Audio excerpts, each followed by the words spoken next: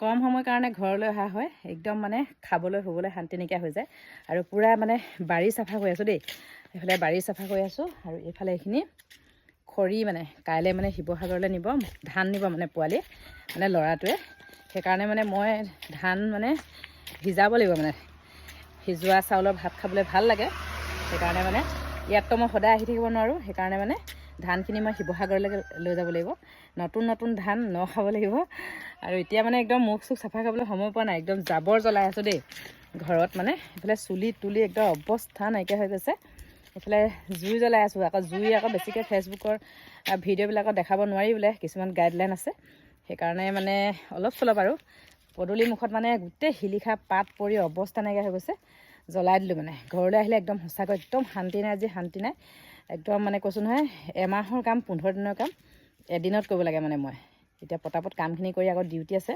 যাবগৈ লাগিব শিৱসাগৰলৈ এতিয়া ওলাওগৈ আৰু